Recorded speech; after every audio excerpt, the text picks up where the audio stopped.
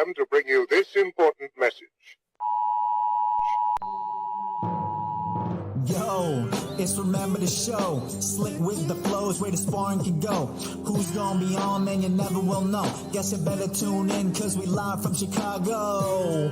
Belal Muhammad, that's the king of the tweets. Jason Anik looks like John, step his hands to his feet. Every Thursday, we gon' give you a treat. It's Remember the Show, hit play and repeat. And retweet, and retweet, and retweet. And retweet, it's Remember the Show, hit play and repeat.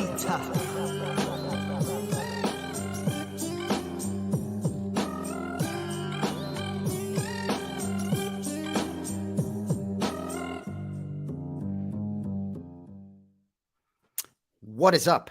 It is Thursday night, April 13th, 2023, episode 97. We are Remember the Show, presented by the Anik and Florian Podcast. My name is Jason Anik, joined by the star of the show, looking leaner every week without a fight in the books, Belal Muhammad.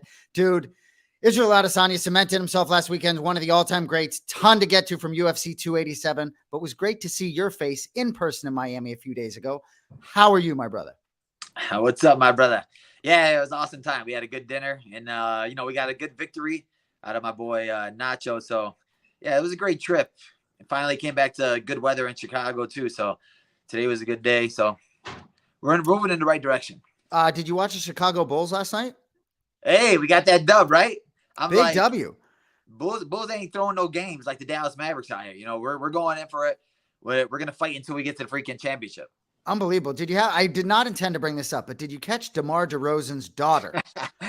Dude, that was hilarious. So for those who didn't see this game last night, DeRozan played the vast majority of his career for the Toronto Raptors, got traded for Kawhi Leonard, who came to Toronto, wins a championship. DeRozan's playing there last night in a play-in tournament game, and his daughter, while the Raptors are shooting free throws, the opposing team, DeRozan's now in the Bulls, she starts screaming during these free throws. They end up missing half of their free throws, losing a very close game.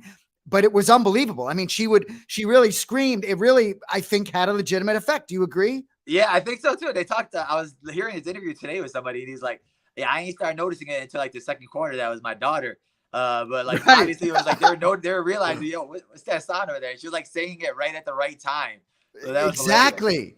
Because it's one thing if everyone's screaming like, oh, but literally it's like right about to release it. And then it's like, like a young girl. It's like, what's going on? But anyway, I turned the game on and heard that scream and didn't know the context and heard that the guy missed. I was like, good timing by a fan. Anyway, moving on. So let's get back to Miami for a second. So I ended up taking in the show from home. Actually, I didn't even go to the event.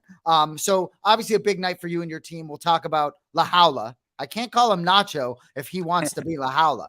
Anyway, so dinner Thursday night, right? So originally it's going to be you, me, John, Jared, Gordon. Then we end up having a lot of people. And for those of you watching, of course, Belal Muhammad, when no one's watching, picks up the check for 11, 12 people. You can be sure. Thank you again, my brother. No one surprised at your generosity. So my brother got to spend a lot of time with you at dinner, got to talk to you a lot about the meeting with Dana and Hunter. I did not. Right. So I had to, I'm sitting next to Jared Gordon. We had a lot to talk about there, but I had to get sort of secondary information from John and Belal have very, very long conversations. So Bully, I know you're anxious to fight. You look great. Anything on the horizon for you? I mean, we were talking for Usman. We were looking in that direction, and I saw Usman at the fights, and I walked up to him, shook his hand, and like, bro, I'm not calling you out of disrespect. All respect here. He's like, hey, all respect. Yeah, for sure. We'll definitely talk. So I think that was a good move. And I think it's a good fight for me because it's like, he's the number one contender right now. He's number one in the rankings. He's in the pound per pound rankings and his only loss is to the champion. So for me, it's like beating him. There's nobody else that could be ahead of me after that. There's nobody else that could say, well, this guy is ahead of you. But today we had some news, and then Leon came out saying he's not going to fight in July and he wants to fight in Abu Dhabi. So that puts a little wrench in the whole thing. And it tells me that means if they want Kobe to fight in July, why not just have me and Kobe fight and the winner gets Leon in October? I think that would make the most sense. And if you're UFC, I don't see why they wouldn't want that. I don't see why they wouldn't want to have me fight for the title in Abu Dhabi in October. It makes all the sense in the world. And for me, I don't even want to wait all the way until October. I'll fight in July. nothing's going to happen to me in a Colby fight. I won't get hurt. And then I'll fight in October and get my 2 fights in for this year. Well, it makes great sense to me, obviously, to no one's surprise. And, Leon doesn't think Colby deserves it. If Colby can find a way to get through Belal Muhammad, maybe Leon will think he does deserve it, So I think it works for everybody. Yeah, I know. Well, Leon's kind of weird with everything he says. He doesn't want to mention my name, and I tell people it's for a reason. It's like, I'm ahead of Gilbert. I'm the one guy on the longest winning streak in the division. You're not mentioning my name because you were in the cage with me and you felt me. And you felt something you didn't like, and you seen something you didn't like. So you could sit there and try to play this whole game that nobody in the division deserves it and say that, but you know the truth. I do deserve it. I posted a video today of him talking about it when I first took the fight with him and saying, "Oh, respect to Belal for stepping up. I wanted to fight Colby, and Colby turned it down, and nobody else wants to fight me. And I had the longest winning streak besides GSP and Usman, and now I'm on that list too. I have the longest winning streak with GSP, Usman, and Leon Edwards. So don't act like I'm not there." 100%. What's up, Cody? Well, and I just thought the timing of those interviews, I wonder when those interviews happened, because Dana in the post-fight at UFC 287 was saying that he wanted to make that July fight night in London a pay-per-view. Well, that fight's not going to be a pay-per-view if Leon's not headlining. So I felt like either that interview was a huge bag fumble and it was this week, or that interview was from last week, because that just doesn't really make sense to me why he would come out publicly and say, "Oh, well, no, that's not going to happen," when they were going to change that to a pay-per-view because of him. Yeah, I mean, I think it's one of those things where it's the UFC. They obviously want another pay-per-view there. They want him to fight in London, and they're trying to get him to take that fight by, yo, hey, we're back in your hometown again. We'll build you up over there again. But it's for Leon, it's like he wants to have that title reign. He wants to have the title as long as possible. Right. And I think that he understands that there's guys over here that are tough matchups for him. I think that stylistically, I'm a terrible matchup for him. Colby's a terrible matchup for him stylistically. And I think that he understands that, he sees that. And it's like, why am I going to give the UFC what they want when, I had to claw myself to where I'm at right now, and you guys never wanted to give me anything, but you guys are willing to give this guy a title shot off of being 2-2. So I can see where he's coming from, but the UFC is going to move on without you regardless, and they're going to do whatever they want. So, like, if he doesn't want that, me and Colby enter a title fight. You guys have your title fight for that month of July, and you have another big fight going on. I'm with you. Can you imagine yourself being champion, sort of picking and choosing or caring? Like, bring them all, right? Yeah, bro. And it's like I said, when I brought it up last time to Adesanya, it's like, that's a true champion where he's looking for who's the next best guy. Who's that? Like, Pereira didn't deserve the title shot, but he's like, these guys are talking about Pereira. Let me give it to Pereira. Duplessis doesn't deserve the title shot, but he's like, I already beat everybody else. Let me give it to the next challenger. And that's why I'm looking at it like, bro, should I just go 185? Because that title reign up there is a lot easier. And I know that he's willing to fight the next best guy in line. Like, he's already beating all these guys twice, 3 times, but he's still looking for that next challenge. And if me going up to 185, get a big win, it's like, I know he'll accept the challenge. He's not going to back down from any type of challenge. One, just to jump in there, I was looking at the 185-pound rankings today when John Anik and Evan Longoria were talking. That's going to be out on the DraftKings YouTube channel, cheap plug. But nobody in the top 10 is booked right now at 185. Not a single person at 185 is booked. It makes no sense. And so it seems to me like it's hunting season, for Bully B. If no one at 170 is going to take the fight and it's not going to be a title fight, then maybe 185 is the clear path. Who knows? Sean Strickland versus Bully B, I think, has a lot of headliner potential, doesn't it?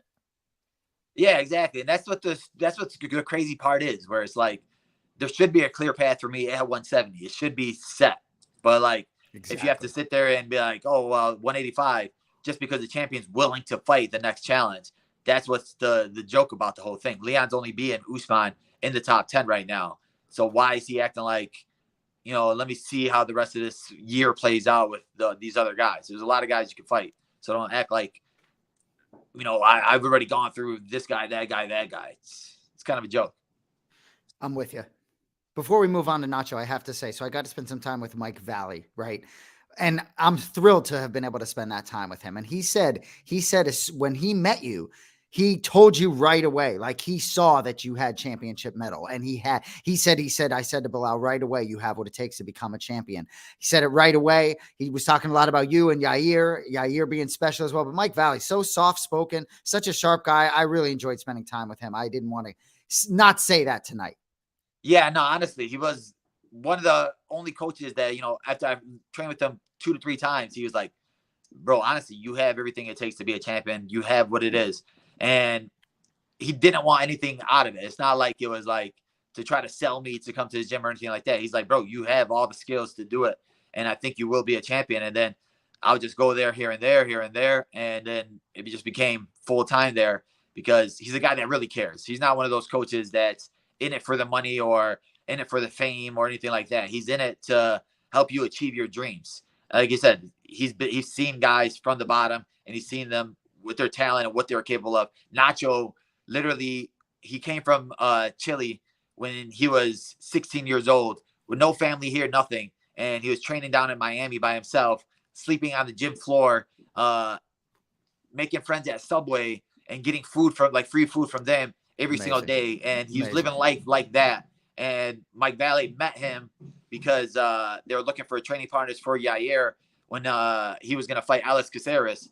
And he sparred with him once and it was like, bro, you're going to be you could be a real contender in the sport. And Nacho's like, oh, bro, okay, if you think so. And he's like, Nacho was living in Miami and he's like, come to Chicago, be at my gym. I'll give you an apartment. I'll give you freaking a place to live, place to stay, a gym to train at. And he took Nacho under his wing and been with him ever since. And like the people that he does and the things that he does for people that I see at the gym and that he takes care of these kids, that he's not letting them pay rent or anything like that. It's like, he truly cares about it. And he doesn't have to be at that gym every day. He doesn't have to be training or working out with these guys because he does have champions under his belt. And he could just be like, I'm going to give my time to the bigger names or anything like that. But he's giving it to all these guys. And he's waking up at 5 a.m. with these guys, forcing them to jog to make them more disciplined. Like, he's the man, honestly. I love it. So one of his pupils, you in the corner, Nacho, Ignacio Bahamondes, goes by La Jaula for nickname. So we like to call him Nacho. Certainly those close to him do. So unanimous decision over Trey Ogden. That's a third straight for the kid, 25 years old. Was it me or I saw you trying to get the crowd hyped up? Not a ton of folks yet in the building at that moment. Am I wrong? Not to harp on the negative. I wanted more folks there for him. Am I wrong? Yeah, for sure. It wasn't, that was still the one of the early prelims. But, he had some good pop. There was a lot of good people there with chili flags, and it was cool to see. And it was his first time fighting in front of a crowd, too. And for him, really? I didn't know that. Yeah. All of his fights have been into Apex. And, it took him a year off because, he had visa issues and he was trying to get back to the U.S. and finally coming back. And then all of a sudden, he switched up opponents last second. And it was still a beautiful victory for him. I know he's a guy that always wants a crazy finish or something like that. But I told him, like, you fought so smart. You fought with intelligence and you're showing them that you can do anything. You can do it all. Like, you don't have to sit there and force anything. His opponent, we thought he was going to bring a lot more to the table. We thought he was going to try to grapple more, wrestle more.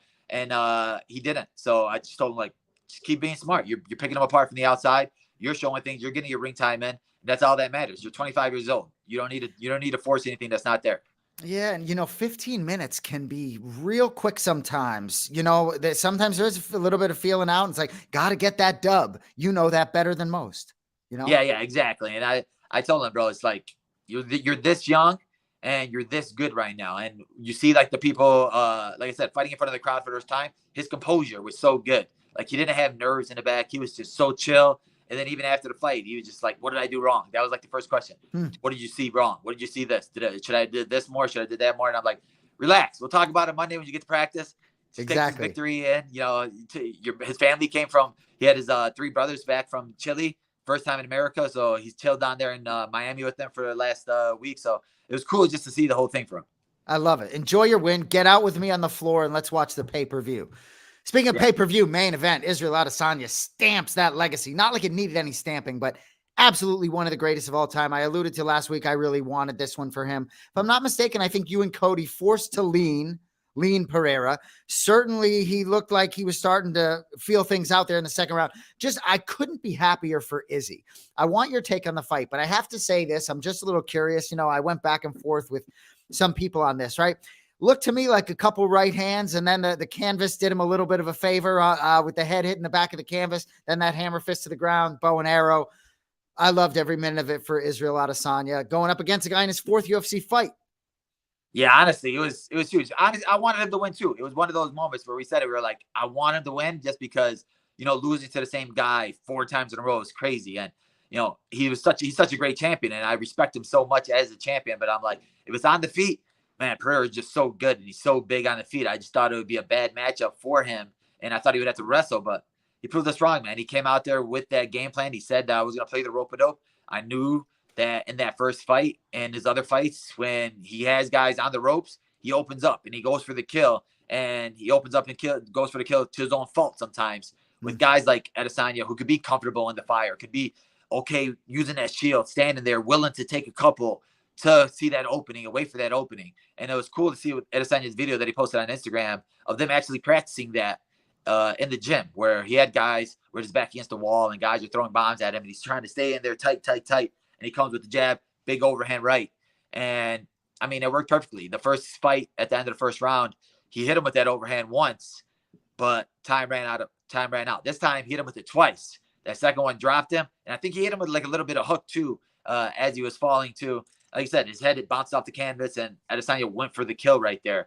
And bro, I just want to know, like, he has to be training these celebrations, because that celebration was so sick. It was like the craziest thing ever. Just perfectly. I'm like, bro, does this guy like go hunting or something? It was like the perfect celebration. It was so cool. Dude, I was wondering the same thing. Looked like he had a nice grip on the bow. He absolutely looked like he knew what he was doing.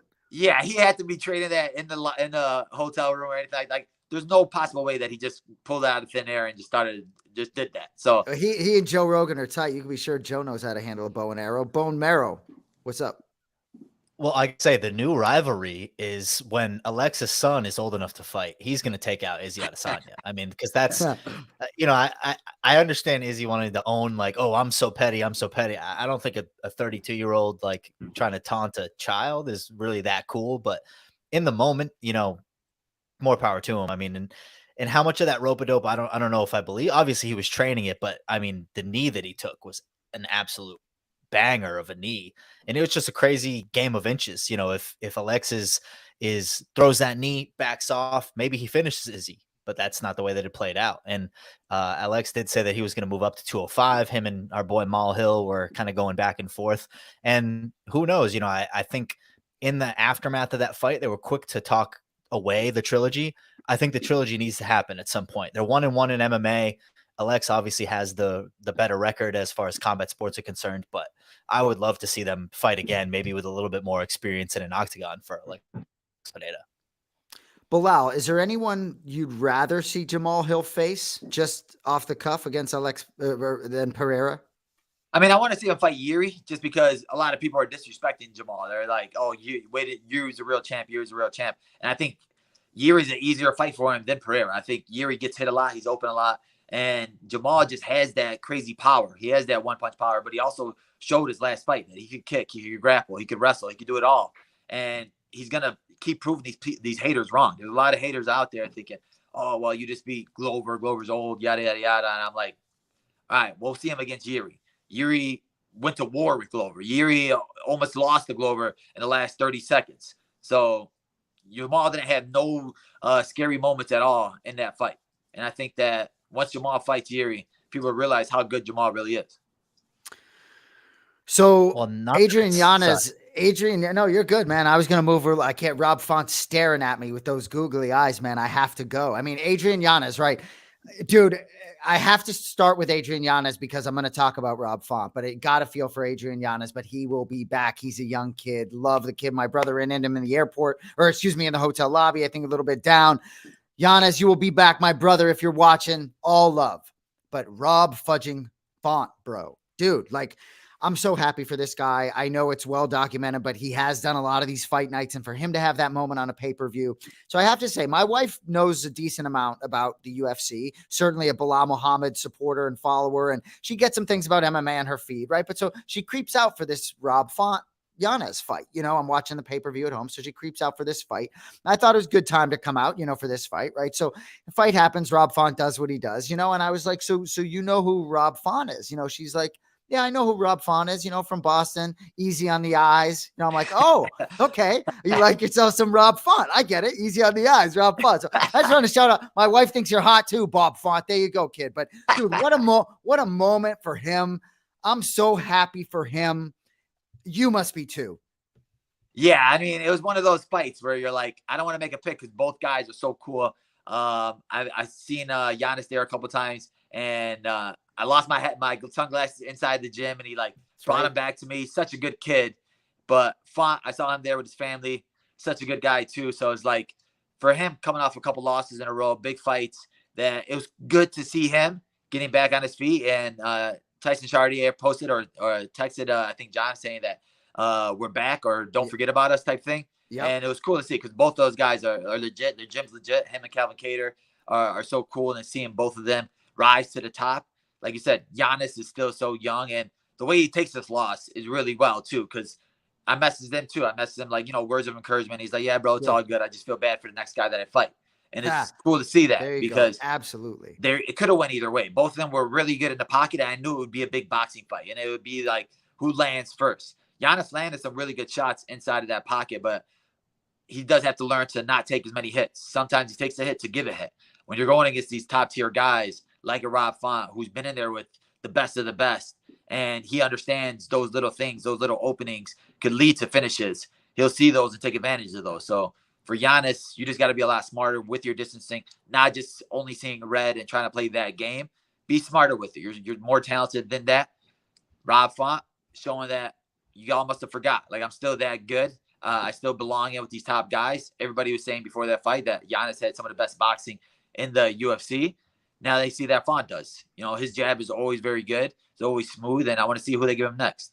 Underdog to an up-and-comer, and I just, he gets on the microphone. He's so naturally shy. You know what I mean? And in a good way. You know what I mean? It's like Rob Font almost says doesn't even want the microphone almost. You know what I mean? I just have so much respect for the natural humility of a lot of you guys. You know what I mean? I just love it. All right. Yeah, go ahead. I was going to say Christian Rodriguez. I was like, I wanted to message him, his huge win, huge victory. And I was going to be like, bro, amazing fight, but, you got to get some mic skills. I was like, bro, give me some energy on the mic. You just right? That you just beat the hype train. Everybody thought you were going to get walked through after a big first round for Rosas. You to come back in the second and third round to dominate like that. I was telling John all dinner. I was like, bro, people, they don't know. They messed up. They messed up by giving him Christian. Christian is good. This kid will be a champion. And I think he has the skills to be a champion and compete with the top 10 guys right now. And just to see his composure in the cage, see how calm he was in those bad spots, and to, dominate like that. But yeah, obviously needs to work on diet and work on mic skills. Cody, I mean, Jared Gordon and Belal were adamant that Christian Rodriguez had something for Rosas. And, John was like, I wish I would have texted me. Right. That's the thing. It's like, I certainly don't bet MMA, laid the hammer down. Well, I know, dude. And I will say, Ian Parker drove me down to Miami, and he was definitely hesitant. I don't know who he ended up with, but he was hesitant. He was ready to fade Rosas, I think, possibly. Anyway, go ahead, Cody. Well, I was just going to say, I think it needs to be a huge learning lesson for Rosas. I mean, you're so young, they're feeding you to the wolves. If he had beaten C-Rod, then who does he get? I think this is going to be good in the long term for his career. I think he needs that. And I think a lesson in humility, don't go into the fighter meeting saying that you won rounds against Aljamain Sterling when that's not right. That's not correct. I texted Ray about that, and he was like, couldn't be further from the truth. Aljo was taking an easy flow rolling on him. He noticed that his dad had a camera on him, and that's when he started to put the hammer to this kid, And at the end of the day, he's a kid. He's got a lot of lessons to learn. I think it was a good learning experience for him. And look, I love my mother. Becky Marrow, if you're watching, I love you. I'm not putting you in my corner if I'm in an MMA fight. What is your mom adding to you other than pressure in an MMA fight? I just think huge learning curve for Raul Rosas. He'll obviously be back, but Sean O'Malley said that he should take the next year off and just work on striking. What do you think about that, Belal? Yeah, I think Sean O'Malley said take 2 years off. I mean, like I said, he's still super young. He's 18 years old. And I don't really think it was that. I think that he just has that. He came out there with so much aggression to try to get the finish that early. And I think that it just comes with being more patient. He kind of like Hamza, where Hamza comes out so fast, so hard in that first 3 to 4 minutes where, all right, well, let's see him in the second and third round. Let's see how he reacts to that. And I think that Rosas didn't know that Christian was that tough. I think he was looking past him. He thought he was going to go in there and dominate. And when you're on a big pay-per-view like that, you're opening the pay-per-view and you almost have a finish, you get a little bit of an adrenaline dump.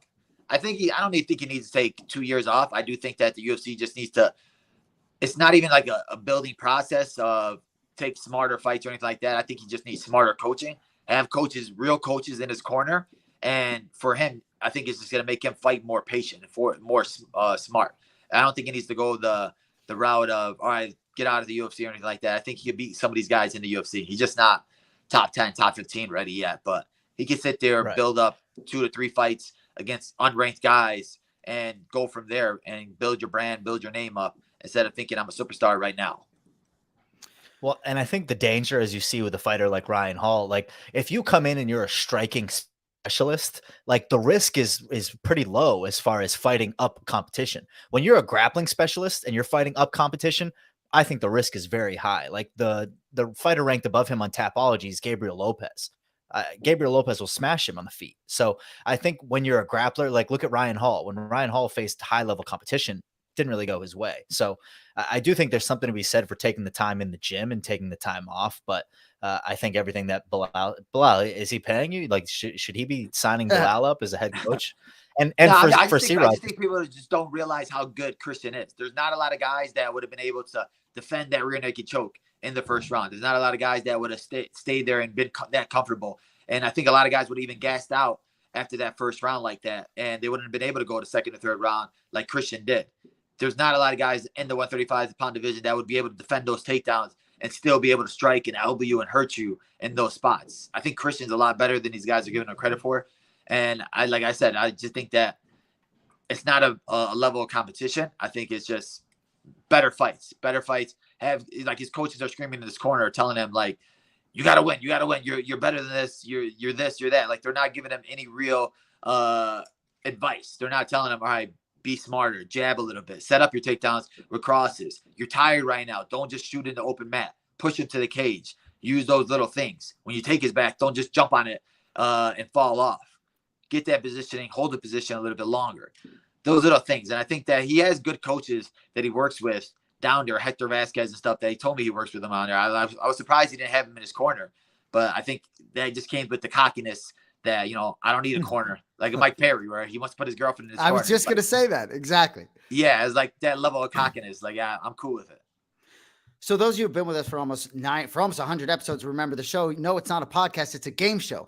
Game show getting going tonight. We got one guest here already representing Extreme Couture, originally from Denmark. He's the former Cage Warriors featherweight champion. Big fight next weekend versus Justin Gonzalez. Ladies and gentlemen, Bellator featherweight contender, Mads Burnell. Welcome, brother. How are you? What's up, guys? How you doing? I'm good. Thank you. Oh, what's there up, he my is. brother?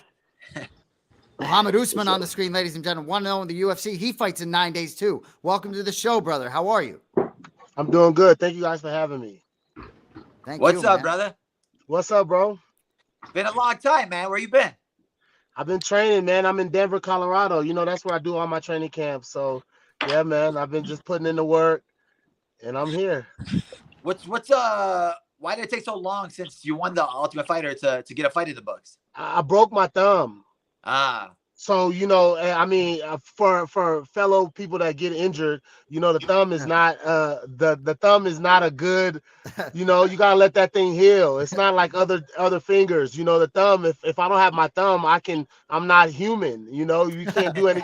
You basically can't do everything operates around your thumb. Your punch, everything you lock up, everything goes through your thumb. So that was a big thing for me to make sure my thumb was healed. Plus it was good. And, everything happens for a reason. I believe in divine timing. So so I don't rush nothing, man. And that's one thing I've once I started like really feeling that and digging deep into it. I don't rush anything. Everything happens in my life for a reason and for a season. So, I'm glad it's my turn and I'm up. Love it. Are you excited for the debut? Obviously, you've been in with your brother. I think pretty much all of his fights being in his corner and everything. Like, do you feel like it's just another day at the office now? Or are you like, 100%. Man, you feel nervous for your debut? Man, think about it. Let's be honest. The last fight was probably the biggest ever, huh? For me, per se. If I lose, all this. If I win, all this. So I kind of just take it. I just take it with a grain of salt, and I'm just blessed to even be in this position. A lot of guys can say this and that, and just this pressure position, I'm blessed to be in it. I'm not too many people can say their brother is a Hall of Famer, and then I'm following in his footsteps, and I'm doing it. And me and my brother are the only two to win the Ultimate Fighter. Not too many people can sit up there and say that, And now me starting my career, I'm very excited, man, and I just really just blessed, and I just kind of honed the moment. Speaking of pressure, Mads, obviously coming off of 2 losses, you were on a really good streak. You beat some big names, but do you feel a little bit of pressure coming into your fight next week? I mean, every fight is the same. Like, I'm just going in there, try to perform, be the best version of myself every time I go in there. Just thinking about my performance, not thinking about all the variables outside of the fight. Just go in there, perform, and put on a fucking show. And like Mohammed just said, everything happens for a reason. So it's already written. My brother, I appreciate that. I always say that. Yeah. Yep. Speaking of show, this is a game show, guys. So, Cody, let's get to the game show portion.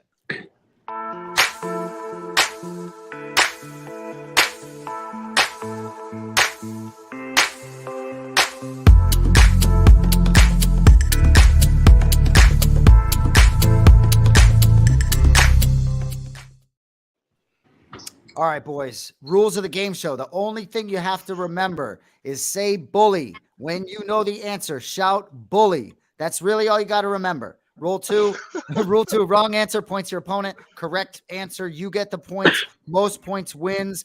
But when it pops up on your screen and you know the answer, shout bully. That's all you got to do. All right. Categories for today, guys.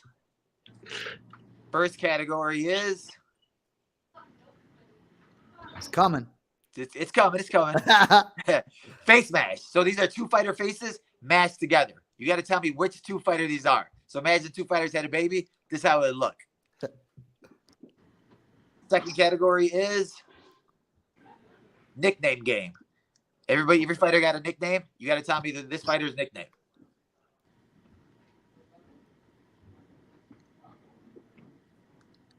Third one, name scramble. These are fighter names scrambled up. Pretty easy. All you got to do is get your mind right, figure them out, uncross them, dot your I's, cross your T's. You'll be good. All right. And then the last one is who is he or she. So these are guy fighters with a girl filter. You got to tell me who the guy fighter is. Those are the best. You got to see them. They're hilarious. Hey, put my face behind the logo. We got to see Mads Burnell on the screen here, Cody, if you can do that. Oh, damn. Unless it's just me. There we go. There he is. All right, Mads, you were here first, so I'll let you pick the first category. But either one of you guys can shout bully, and you'll get the first pick. So, face mash and then 300? Face mash 300. Okay, here we go. So remember, baby. 2 fighter faces here. Either one of you guys can shout bully. Bully. Usman. Gilbert Burns and my brother.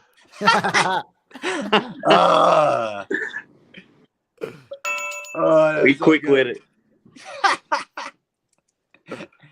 You're off to a good start. Usman keeps here. You go. Who is he or she for 300? Who is he or she for 300? So this is one guy fighter with a girl filter. Damn. This is a guy fighter? Yeah, this is a guy fighter. Yeah, I'm gonna pass that one, man. I have no clue either. Oh no. Hey, bully. Go ahead. Manil Cape? Come on, Usman. Who was that? I thought for a second it was that chick from that movie called Woman King. Yeah, I thought it might be Bones. John Jones. There's no way. Come on, he's in your weight class now. Hey, that's a good one, bro. You did good on that because I would never have guessed that one. Points go to Mads. Yeah. Mads, you pick now. Nickname game for 200. Nickname game for 200. Tai Tuivasa, what's his nickname? Tai Tuivasa? Yeah. It's like bully. Mads. Is it Shui? Come on, man. What the fuck is this Good shooting? guess. Good guess. Yeah, just go ahead and slide them points back to me, baby. Oh my Man. god. That was Slide a good them guess, points though. That back was a to good me, guess. man. Whoa, Oh, Bully. crap. This is name scramble. Oh damn, that was quick. that was quick. Hey, I said bully, man. Mo, go. Max Holloway. Douche. Damn, you're killing me right now. Might have been a little glitch there, but That was the correct. glitch in the system, but he got the points. You gotta work on the move, man. That's fighting. Yeah. You're up, Mo. Okay, let's go nickname game for 400. Nickname game 400. He's going big here.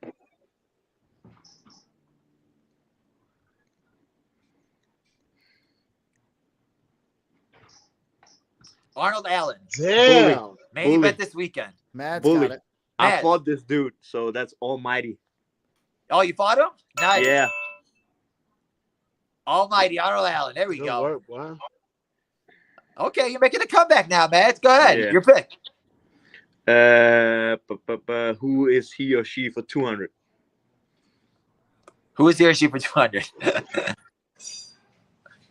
This is a guy fighter. Oh my god. Wow, this looks like Damn, AOC. Face mixes is good. It almost looks like it's not Photoshop. Right? Yeah, I'm not even gonna attempt this one, man. Come Yeah. on, don't man up. Bully, you got a hint? I for him? don't know who this looks like. Yeah. Cody made him. So, Cody, give him a hint. Yeah, Cody. That Cody. is That's a a producer. Bellator champion. And damn Bellator sure don't look champion. like Cody Garbrandt.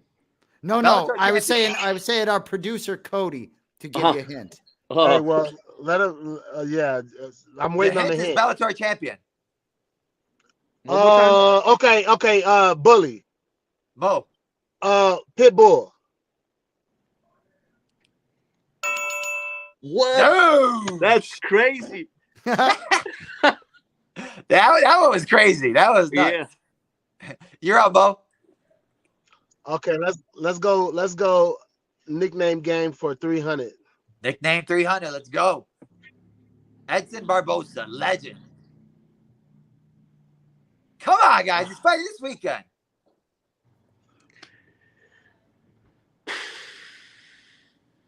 I know when you say it, I'll be like, that's it. Yeah.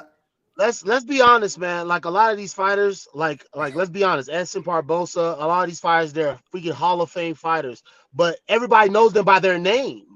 You know, there's certain fighters that you can say their nickname, and there's certain fighters that you say their name. Edson is one of those. You know, you don't just say Edson, you say Edson Barbosa, you say his whole name. Am I lying? Nope. Speaking true. Exactly. So it's hard. It's hard to know somebody's nickname that everybody calls him as his first and last name. It's totally hard. So nobody's going to attempt it. Nah. I'm not attempting this. Come on, Cody. See what we got here. Belal, come on. Junior. Edson that's Jr. his nickname. Doesn't have Junior. Oh, Junior. All right. Face mash for 400. Face match 400. Two fighters. Bully. Bully. Mads. That's Arnold Allen and Max Holloway. How about that one? Dude, was the that looks best one we've hilarious. ever had. Dude, that was so good. That looks like Max if he just like dyed his hair blonde. You're up, Mads. Oh, I just picked. Yeah, you picked again. You it's key. Oh, okay. Good Name ball game. scramble for 400. Name scramble 400. This is a ball game now. Bully. Ooh. Bully. Mads. That's Ilya Topuria. What? Come on, Oh, man. fuck. Oh I my love god. it. I love it. There's no A. There's no Ilya. Man, it's the first, I just looked at the first. Oh my god, that CTE is setting in right here. Hey, it's all good, man. So is that the game? I won. Nah, you keep going. It was still points on the board. You're up, Mo. Oh Jesus. Okay, let me get That was the. fucked up. I thought I won, bro. Okay, let me get the nickname game for 100. Nickname game for 100. Bully. Ooh, Mo. Nigerian Nightmare. There we go. That was a freaking layup right there. Do I keep going? Yeah, you go again. Okay. Let's do the face mash for 200. Face match 200. Two fighter faces here. Bully. Mo. Quick. Pereira and Jamal Hill. Boom. There we go. Now you're on a run. I'm getting smoked right here. Come on, Max. Pick it back up. You're up, Mo.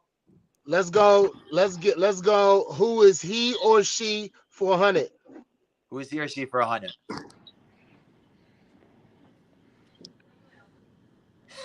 Jesus. Oh my God. I don't know how you could get these. Yeah, let's get the producer, man. We need a hint. Yeah, right. Yeah. Let's get a hit, Cody. This woman once slapped somebody in a bar. An old man. Ooh. Okay, hey, yeah, Bully. Mo. Dana White's wife. What is that? Oh, bully. Mads. Hey, it gotta be Conor McGregor. Conor McGregor. That's good. That's great. Damn, that didn't look anything like Conor McGregor. But he said this woman. See, I was confused. He said this woman, not this man. That was confusing. Who is he or she for 400? Who is he or she for 400? These ones are tough. That's a tough category right there. Yeah, holy smokes. Yeah. So it's a guy fighter, right? It's a guy fighter. Man. I have no clue. I'm not gonna lie to you. This one right here. Dude, it's like what besides the eyes can you even and like they completely switch it. They completely switch it up. What do you got, Cody? He said it even added clothes on the filters. All right, Cody, drop us a hint if you don't mind. This fighter has a loss to Kamaru Usman. Okay, Bully. Right there. Mo. He has a loss. Leon Edwards. Damn. Dude, that was terrible. Leona Edwards. Oh, man. Wow, this is the last face match. Bully. Mads. That's Adesanya and Chimaev. It is. Oh, there we go. You made it a good game. Good ball game. Least. Yeah. But So no matter what, I win, huh? You're a winner. I got my ass whooped. What's my prize? Fighter. Now you want to remember the show. You're champion. Mo Usman. Hey, thank you guys, man. Thank you. Hey, it wasn't easy. It was pretty easy, Mads. Hey, yeah, tag me in this. I need this. Remember the show champion. I need this. You got it. Appreciate you, brother. Thank you for coming on, man. Hey, good luck to both of you guys next week. Appreciate all that. Good luck, guys. Kill it. Have a great man. day. Thank you guys, and appreciate you guys having me, man. Good to meet you, boys. Have a good night. Have a good one. You Bye. too. Peace. Bye. Dude, Cody, those girls were terrible. It's the face smashes were incredible. Those Terrible. girls, those are tough, man. Terrible. It's AI. Was easy though. I thought the Conor was easy. Yeah. Well, you notice the scarf? Yeah. That was fun. It's AI, man. That's the future. Look out. No, that was See, hilarious. I should be like Twitter person. I should do like Booger Beer, Ben Davis. Can you imagine what those ones will look like? They start catfishing people. Dude, you should. Yeah, that was hilarious. We got to. That was a great show. We got to bring some of the MMA Twitter folks onto this show. We got to. They're just, for sure. So you I don't know if you saw on Twitter, but Ben he replied to Aaron Bronstetter and he was like, "Oh, I'll box you in this." I was like, I don't hear anybody calling for an RTS match against Aaron Bronstetter. Boxing, sure, grappling, whatever, but I don't see anybody challenging him on RTS. I hear you. Those categories are the way to go. I don't know what the fuck was up with the fucking delay tonight. Not like it matters, but no, those categories are perfect. The staples of Remember the Show. But anyway, let's keep rolling. Cody, if you don't mind, let's pick some fights.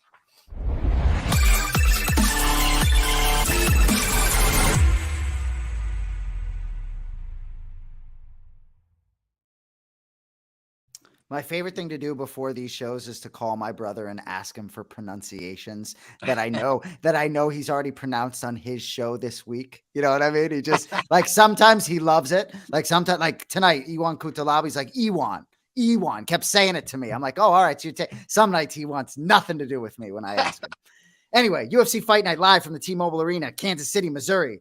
I always like the main card starting at 8:30 instead of 10. 3 bics for everyone as usual. Start in the light heavyweight division. Ewan, we got the Hulk versus the Bulldozer, huh? Maybe. I'm telling you, it's becoming the WWE. It's happening.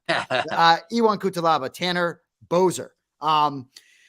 So Kutalaba, dude, he's only 29 years old. I feel like he's been around forever. He's fought in the UFC for 7 years. Hasn't always necessarily done a lot of winning in those years.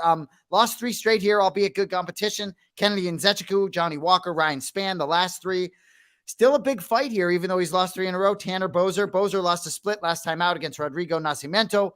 Belal, close one on paper here. Kutalaba, slight favor. Who do you like in the first bic? Yeah, Kutalaba is one of those guys where he comes out so hard, and then all of a sudden he just like deflates. Boser, man, I saw a picture of him with abs. I'm like, bro, this guy's making his move back down to 205. He looks good. He looks in shape. He looks like he took the weight off the right way.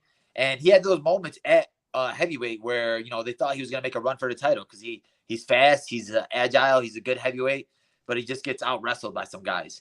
I don't think Kutalaba is going to wrestle him. I don't think he's going to play the grappling game. He's going to come out banging, but I think Boser is going to be a little bit too fast for him. And let's see if that power from heavyweight translates down. I got Boser here with the finish. Cody?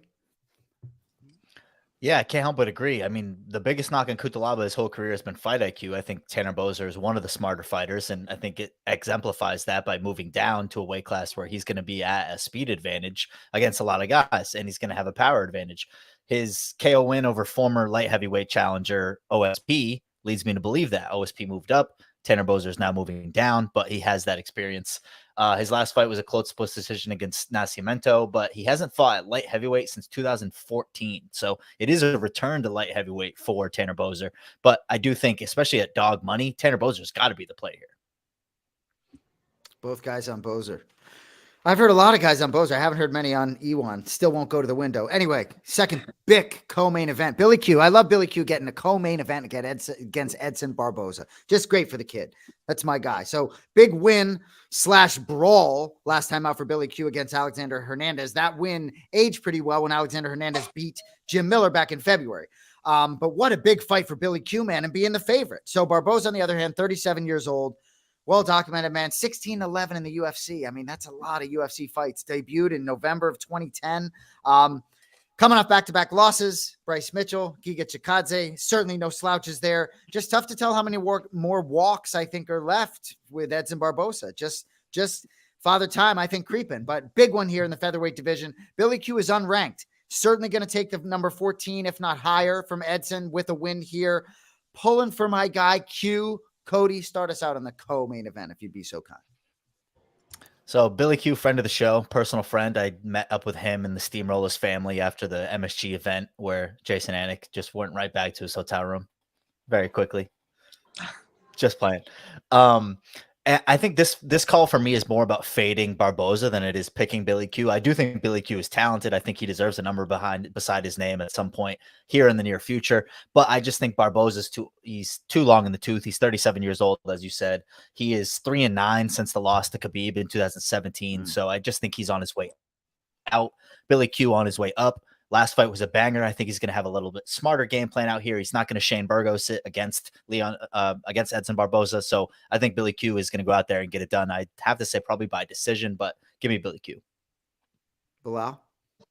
Yeah, I'm going to go with my boy Billy Q here. He's just so tough, man. But I just hate that he gets in so many brawls. And you don't want to take hard kicks or hard body kicks or spinning kicks from Barboza. If he comes out there, the grappling game, there's a clear path to victory there. I think that he has better grappling. We've seen the last couple guys to beat Barboza show that on the ground he's not there. So I think if Billy Q comes out there, fights smart, doesn't want to take a bunch of damage, even though he's tough enough to take that damage, but you don't want to keep taking fights like that. I think he goes out there, plays the wrestling game, the grappling game. I think you got to get a finish here, man. I'm excited for him. He looks like he's excited to be fighting a ranked guy. Big moment here on a fan card with a crowd there and his co-main event, huge opportunity for him to go out there and show up. Couldn't agree more, man. He got to be smart. Got to be smart to get this done here. Barboza knows what he's doing. Dude, this main event, absolutely bananas. Take my money if it was a pay-per-view. Max Holloway, Arnold Allen. Max Holloway, slight favorite, minus 170. Arnold Allen, plus 145. My brother John was supposed to call this originally, and I was ready to go to Kansas City. You can be sure I wanted to see this one. But, dude, how about the folks Kansas City getting this main event? Just bananas. I can't believe Max Holloway is not 40 years old. Like, as long as he's only 31. Like, I couldn't believe it. So since his loss to Conor McGregor 10 years ago, his loss to Conor McGregor, August of 2013, he's beaten everyone except one loss to Poirier, 3 losses to Alexander Volkanovski. That's it, beating everybody else. But I think England's Arnold Allen is a fucking problem. This dude's won 10 in a row. Dude is a killer. I know he doesn't have the same sort of resume as Holloway, but last 3 legit guys, Sadiq Youssef, Dan Hooker, Calvin Kattar, a couple finishes mixed in there. Almighty Allen just turned 29, man. A bright future ahead. I love Blessed. I've heard everyone picking Blessed. I love this division. Either one of these guys facing the winner of Yair Volk, sign me up. Belal Muhammad, take us home on the main event. Yeah, Max Holloway is one of those guys that I'm always going to watch him fight, and I'm always going to love to watch him fight. And been a fan for him forever. I just think that he's fought the best of the best. He hasn't lost to no bums, no scrubs. Arnold Allen's on a big streak, but like you said, level of competition, he hasn't been anywhere near anybody who's fought like Holloway. And, when he fought Calvin Kattar, crazy injury, takes Kattar out. When he's, he just walked through Dan Hooker, but Dan Hooker made that cut to 145, nothing near what he should have been. And I think that Hooker even landed some really hard shots in that fight. Arnold Allen opened up a little bit. He went for the kill, and I think Max Holloway will take advantage of those openings if Arnold Allen comes in kind of wild. The Sadiq Youssef fight was really close, honestly. I think it could have went either way. I just don't think that he's fought anybody like a Max Holloway who's been in championship fights the last 5 years, 6 years, and he's fighting the best of the best. He lost Volkanovski, but Volkanovski's number 1 pound for pound right now. I don't think that he's really fallen off at all. I think that last fight where Volkanovski kind of dominated him a little bit, that cut was in a really bad spot for Max Holloway, and you got blood in your eyes all the time. I just don't think that it wasn't his night. And I just think, like you said, he's 31 years old. He's one of those guys that's still working all day, working hard all the time. I think that he's going to remind a lot of people how good he is Saturday night. And I think I'm going to go for a finish here, honestly. I like it. So, yes, Kattar was injured, but certainly Arnold Allen looked very good that night. And I know you wouldn't dispute that, Bully. Cody Merrow, do you like the underdog here, or are you going with Blessed Holloway? So when the line came out, I did like the underdog. I thought, Arnold Allen's got the wrestling advantage. He's going to come in there and he's going to have an advantage in that realm, a pretty clear path to victory. But the more you look at this fight, I think the more it lines up for Blessed. The 5-round experience, the high-level championship fights, the fact that he's fought to such a high degree of skill against Volkanovski, and every time he faces somebody that isn't Alexander Volkanovski, he's dominant. He's an absolute champion. The fact that he's only 31 years old is a huge standout too. Max Holloway is a veteran. Nobody would argue that. He's a UFC Hall of Famer.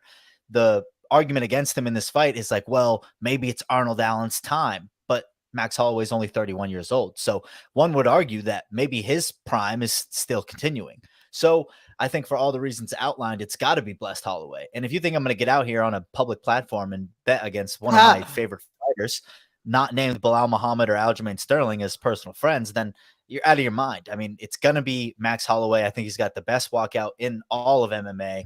It's got to be the best is Blessed still on Saturday night.